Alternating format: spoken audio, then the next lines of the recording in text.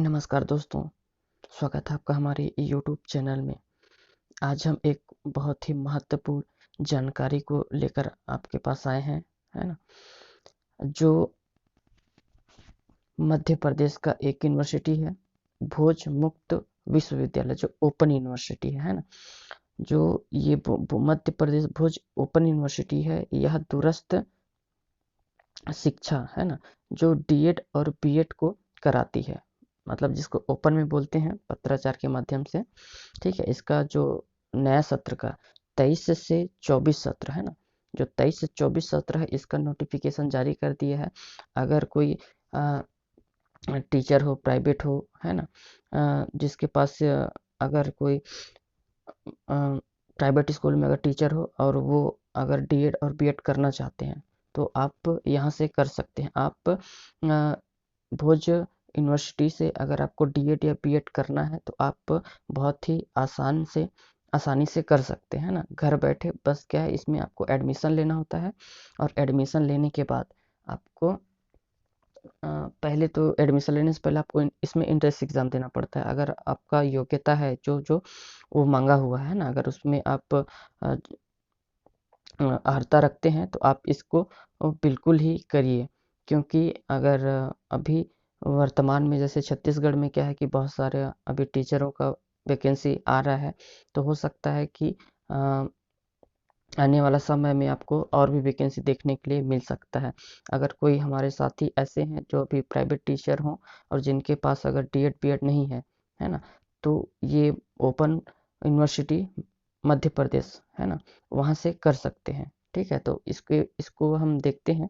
अभी जो नया सत्र का एडमिशन का जारी हुआ है, उसको पाठ्यक्रम दिया हुआ है। सत्र जो 23 से लेकर के 25 का सत्र चल रहा है। ठीक है ना, इसमें अभी नोटिफिकेशन आया है, आप इसको देखते हैं। ठीक है ना, अब ये इधर दिया हुआ है बीएड का और इधर दिया है डीएड का। ठीक है, ध्यान से देखिएगा। जो बीएड का सीट होता है ना, इसमें बीएड के लिए कितना है, 1000 सीट। ठीक है, और इधर डीएड में देख लीजिएगा 500 सीट। पहले बीएड का समझते हैं, फिर डीएड का समझते हैं। क्या क्या पात्रता क्या है, मेन इसमें पात्रता में ही मतलब मेन है। अगर आप पात्रता रखते हैं तभी आप यहाँ से एडमिशन लीजिएगा। ठीक है साथियों, पात्रता समझते हैं क्या है बीएड के लिए, है ना। बीएड का पात्रता देखते हैं कि बीएड के लिए क्या पात्रता रखा हुआ है। अब देखिए, बीएड के लिए पात्रता क्या मांगा हुआ है, स्नातक या स्नातकोत्तर उपाधि, है ना, या समकक्ष परीक्षा किसी मान्यता प्राप्त विश्वविद्यालय से 50% अंकों के साथ उत्तीर्ण हो। इंजीनियरिंग या समतुल्य अर्हता वाले पाठ्यक्रम के लिए, जो इंजीनियरिंग वाले जो छात्र रहते हैं उनके लिए क्या रहता है कि आप उसमें अगर किसी के पास इंजीनियरिंग का कोई डिग्री है तो उसके लिए क्या मांगता है, 55%। ठीक है, अनिवार्य है।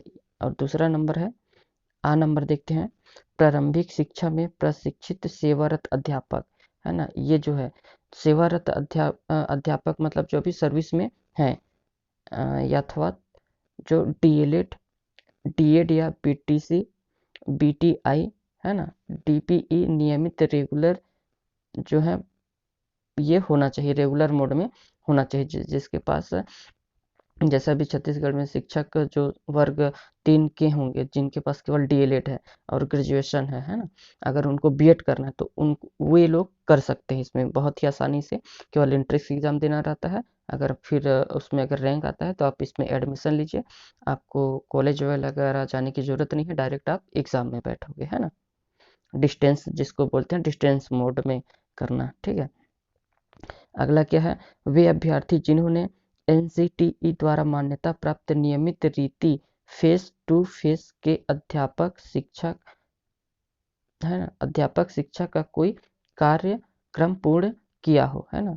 और अगला देख लेते हैं क्या है, विशेष में क्या दिया हुआ है, दूरस्थ पद्धति से पूर्ण किए गए एनसीटीई कार्यक्रम प्रवेश पात्रता के अंतर्गत मान्य नहीं होगा। ठीक है ना, ये इंपॉर्टेंट है, इसको याद रखिएगा, है ना।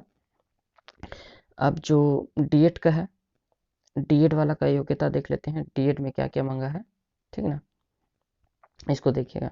इसका न्यूनतम वर्ष रहेगा 2 वर्ष, अधिकतम 5 वर्ष मतलब 2 साल का रहेगा। अगर आपका बैक वगैरह होता है तो आप इसको अधिकतम 5 बार दिला सकते हैं, ठीक है। अब इसमें देख लेते हैं कि क्या मांगा हुआ है। आ नंबर में देखते हैं हायर सेकेंडरी है ना, 12वीं प्लस 10+2 12वीं कक्षा समकक्ष परीक्षा किसी मान्यता प्राप्त बोर्ड से 50% अंकों के साथ उत्तीर्ण हो। मतलब जो 12वीं है ये आपका 50% उत्तीर्ण होना चाहिए। और इसमें विशेष ध्यान देने वाली क्या बात है, ये आपका 12 नंबर, वो तो 12वीं सभी पास रहते हैं, लेकिन जो विशेष है, ये जो मुश्किल होता है ना, जो अपने को एक्सपीरियंस वगैरह मांगता है, किसी भी अगर आप डिस्टेंस मोड से अगर करना चाहते हैं, जैसे हमारे छत्तीसगढ़ में अगर आप पंडित सुंदरलाल शर्मा से करना चाहो तो वहाँ भी अनुभव प्रमाण पत्र मांगा जाता है, ठीक है ना। उसको देखते हैं क्या है। उपयुक्त अर्हताकारी परीक्षा उत्तीर्ण करने के पश्चात किसी भी मान्यता प्राप्त शासकीय अशासकीय विद्यालय में नियमित शिक्षक होने का कम से कम 2 वर्ष का शिक्षण अनुभव, क्या मांगा है देखिए ध्यान से ना, क्या बोल रहा है कि इसकी परीक्षा उत्तीर्ण करने के पश्चात जब इसका एंट्रेंस एग्जाम देंगे है ना, आप उसमें रैंक आता है तो क्या मांगेगा वो, है ना, किसी भी मान्यता प्राप्त शासकीय है ना, मान्यता प्राप्त शासकीय हो या फिर अशासकीय विद्यालय में क्या होने चाहिए, नियमित शिक्षक होने का, है ना, कम से कम कितना 2 वर्ष का शिक्षण अनुभव सहित किसी विद्यालय में वर्तमान में, है ना, वो तो होना ही होना चाहिए। और आप भी जो आप ये तो 2 वर्ष का अनुभव मांग रहा है, और क्या बोल रहा है कि किसी विद्यालय में वर्तमान में नियमित शिक्षक के रूप में कार्यरत होने का प्रमाण पत्र। अब जो वर्तमान में जो आप अभी कार्यरत हैं और वहाँ का क्या मांगेगा, ये प्रमाण पत्र मांगेगा, जिसको जो संबंधित किससे होना चाहिए, डीओ या फिर बीओ या फिर संकुल प्राचार्य से प्रतिअक्षरित होना चाहिए, मतलब प्रमाणित होना चाहिए, है ना। जिस भी विद्यालय में आप वर्तमान स्थिति में नियमित हैं वहाँ का डीओ या बीओ या फिर संकुल प्राचार्य से क्या होना चाहिए, प्रमाणित होना चाहिए, ठीक है। सीबीएसई संबंध संस्था की स्थिति में प्राचार्य द्वारा जारी शैक्षणिक अनुभव प्रमाण पत्र मान्य किए जा सकेंगे, ठीक है। और इसमें विशेष क्या दिया हुआ है, विशेष में देखिएगा ध्यान दीजिएगा, अतिथि शिक्षक का अनुभव प्रमाण पत्र प्रवेश पात्रता के अंतर्गत मान्य नहीं होगा। जैसे अतिथि शिक्षक जैसे रहते हैं उनका जो प्रमाण पत्र अनुभव प्रमाण पत्र रहेगा ये उसको मान्य नहीं करेगा, ठीक है। ये जो अभी एडमिशन के लिए आया है साथियों, बहुत ही अच्छा अपॉर्चुनिटी है। अगर आपके पास डीएड बीएड नहीं है और आप योग्यता रखते हो इसके संबंध में, तो आप वहाँ से डिस्टेंस मोड पे है ना कर सकते हैं, क्योंकि आने वाला समय में छत्तीसगढ़ में मतलब और भी वैकेंसी आने की संभावना है ना, पूरी पूरी, तो वहाँ पर आपको ये फायदा होगा। और इसमें देख लीजिएगा अनुसूचित जाति अनुसूचित जनजाति पिछड़ा वर्ग के लिए क्या है, आरक्षण जो है मध्य प्रदेश शासन के नियमानुसार करेगा, ठीक है। पाठ्यक्रम का शुल्क देख लेते हैं साथियों, इंपॉर्टेंट है। बीएड हेतु कितना चाहिए, 30,000 रुपये, है ना। और डीएलएड के लिए कितना चाहिए, 19,200 रुपये। ये जो है निर्धारित शुल्क है, ठीक ना, 2 साल का निर्धारित शुल्क है ना। पाठ्यक्रम शुल्क की राशि काउंसलिंग के समय ऑनलाइन माध्यम से कुल सचिव मध्य प्रदेश भोज मुक्त विश्वविद्यालय भोपाल को पे करना पड़ेगा, ठीक है ना। ये हो गया। आवेदन का देख लीजिए, आवेदन करने का क्या तरीका है, आवेदन का पत्र एवं विवरण एमपी ऑनलाइन की वेबसाइट mpbou.mponlinegorment.in पर उपलब्ध है ना। इच्छुक पात्र आवेदक करने में जो आप ऑनलाइन करोगे एंट्रेंस एग्जाम के लिए, तो उसका जो क्या रहेगा 800 रहेगा, है ना, 800।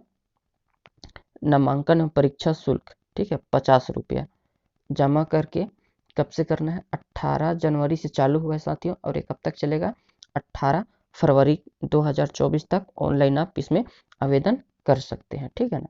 और विलम्ब जो लेट फीस होता है विलम्ब शुल्क के क्या 300 एक्स्ट्रा लेगा। तो अगर आप विलम्ब शुल्क के साथ करते हैं तो 19 फरवरी 2024 तक आप आवेदन कर पाओगे, ठीक है। ये हो गया जो डेट है, ये आपको करना कहाँ से है ये भी पता चल गया, mpbou.online पोर्टल पे आप जा करके कर सकते हैं, ठीक है ना। अब ये जो है प्रवेश के मोड मानदंड देख लेते हैं, मानदंड है ना। प्रवेश परीक्षा क्या होगा, 100 अंकों का होगा, अर्जित प्राप्तांक, जिसमें क्या रहेगा, सिलेबस में क्या दिया हुआ है, जिसमें सामान्य ज्ञान रहेगा, मानसिक योग्यता रहेगा, शैक्षणिक अभिरुचि और सामान्य हिंदी पर आधारित क्या रहेगा, वस्तुनिष्ठ प्रश्न पूछे जाएंगे, है ना। बीएड के लिए क्या है, स्नातक स्तर एवं डीएलएड हेतु हायर सेकेंडरी स्तर का जो प्रश्न है वो पूछा जाएगा। अगर आप बीएड के लिए दिलाते हैं तो स्नातक मतलब कॉलेज तक का लेवल रहेगा, अगर आप डीएलएड का दिलाते हैं तो उसका जो स्तर रहेगा वो 12वीं तक का रहेगा, ठीक है। अगला क्या दिया है कि प्रवेश परीक्षा, है ना, तिथि एवं समय सारणी। तो ये क्या हुआ, जो एक इंटेक्स एग्जाम होगा साथियों, ये क्या होगा कि कंप्यूटर बेस्ड, है ना, जो ऑनलाइन होता है उस मोड पे होगा, ऑनलाइन मोड पे होगा ना, कंप्यूटर बेस्ड ऑनलाइन एग्जाम लेगा, ठीक है। दोनों ही ऑनलाइन मोड पे एग्जाम होना है। और प्रवेश सूची जारी करेगा क्या, प्रवेश सूची में देख लेते हैं। प्रवेश सूची पात्र सभी अभ्यर्थियों को एसएमएस या एमपी ऑनलाइन के माध्यम से सूचित किया जाएगा तथा प्रवेश सूची विश्वविद्यालय की वेबसाइट, है ना, इसमें उपलब्ध करा दी जाएगी, ठीक है साथियों। आज का यही एक महत्वपूर्ण जानकारी था दोस्तों आपके लिए, कि अगर आप योग्यता रखते हो तो ज़रूर से ज़रूर आप मध्य प्रदेश भोज मुक्त विश्वविद्यालय में आप एडमिशन ले सकते हैं, है ना। जो 23-25 का जो सेशन है उसमें आप एडमिशन ले करके अपने समय को भी बचा सकते हैं, है ना। और डिस्टेंस मोड पे है तो आपके लिए और भी मतलब सुविधाजनक हो जाता है कि आप अगर आप ऐसी योग्यता रखते हैं तो आप ज़रूर जा कर के अगर आपको बीएड और डीएड का रिक्वायरमेंट है तो आप यहाँ से जा कर के अपना अप्लाई कर सकते हैं और यहाँ से ओपन से आप घर बैठे डीएड या बीएड की डिग्री ले सकते हैं, ठीक है। और भी वही जानकारी है साथियों, यही सब है, अर्हता दिया हुआ है और ये प्रवेश परीक्षा, ठीक है ना। बाकी आप इसको अच्छे से देख लीजिएगा एक बार और तो आपको और क्लियर हो जाएगा, ठीक है। ये जानकारी आप लोगों को कैसे लगा साथियों, है ना। अगर अच्छा लगा होगा तो चैनल को सब्सक्राइब करिएगा और बेल आइकन को प्रेस कर लीजिएगा ताकि हम नया आपके लिए अगर ऐसा कुछ वीडियो डालते हैं तो उसका नोटिफिकेशन आपको मिल सके। धन्यवाद साथियों।